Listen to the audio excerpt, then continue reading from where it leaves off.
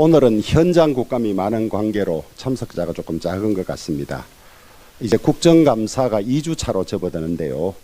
우리 국민의힘은 감사를 처음 시작하면서 이번 국정감사를 입법부 견제 역할을 충실히 이행하는 정정당당 국감, 책임있는 집권 여당으로서의 민생 국감, 또 국민이 참여하고 투명하게 소통하는 열린 국감, 또 국민들에게 신뢰를 주는 품격 국감으로 삼겠다고 말씀을 드렸습니다.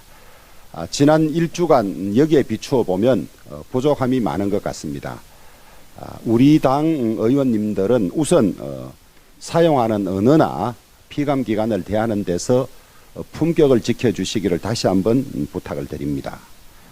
그 다음에 너무 야당이 모든 현안을 정쟁으로 몰아가더라도 우리는 충실히 이 정책을 좀 챙겨주시면 좋겠습니다.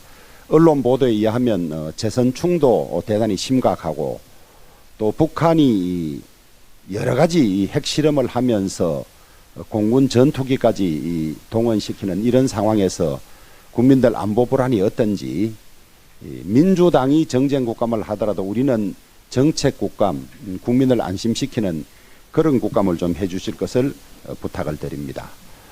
특히 이 정인 채택을 둘러싸고 불필요한 정인을 부른다든지, 그 다음에 장시간 대기하게 하고 장시간 대기 끝에 겨우 짧은 시간 묵고 보내는 이런 정인들은 다시 한번 점검해서 정리해 주기를 바라고요.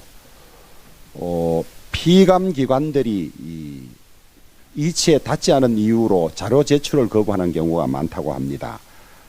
적절치 않다, 감사 업무에 지장을 준다, 곤란하다, 양해 바란다. 국회에서의 이 정언 및 감정에 관한 법률 4조에 보면 이런 것은 사유가 될 수 없습니다.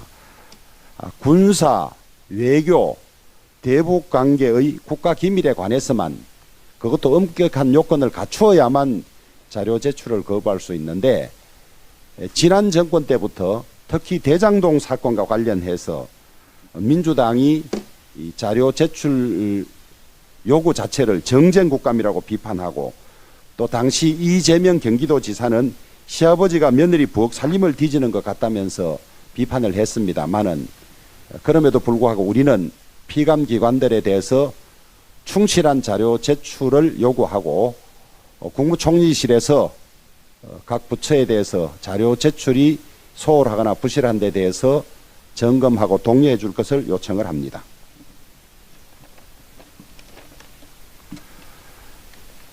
북한이 최근 2주간 7차례에 걸쳐서 미사일 도발을 한 가운데 저수지에서도 SLBM을 발사한 것으로 알려졌습니다.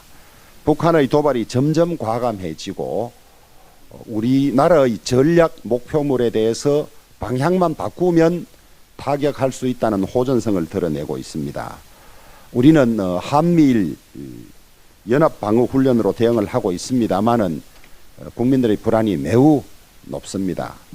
이것들이 모두 민주당 정권 하에서 이런저런 이유로 북한이 핵무장할 시간을 주고 대응을 제대로 하지 않은 그 결과이기는 합니다만은 이제 안보 책임은 여당인 정부 여당이 질 수밖에 없습니다.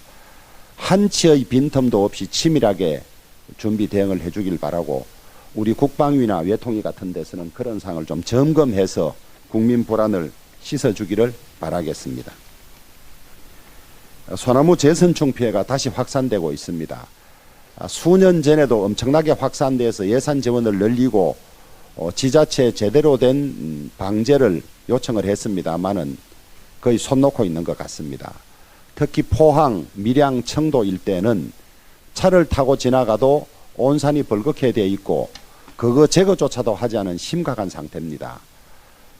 재선충 방제 예산이 대략 한 연 800억 점에서 600억으로 줄었다고 하는데, 예산도 늘려야 하겠지만은 각 지자체 산림청이 경각심을 가지고 대응해야 할 것입니다.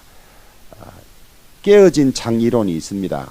지나가다가 재선충 나무가 그대로 방치돼 있는 것을 보면 우리나라 행정이나 그 다음에 이 환경 보호 수준이 이 정도밖에 안 되는가 하는 걱정을 자아내게 하는데, 저희들이 정부에도 강력히 요청을 했습니다마는 상임위에서도 챙기고 필요하면 예산을 늘려서라도 우리 애국가에 나오는 소나무가 비실비실 말라 들어가는 일이 없도록 최선을 다해 주길 바랍니다.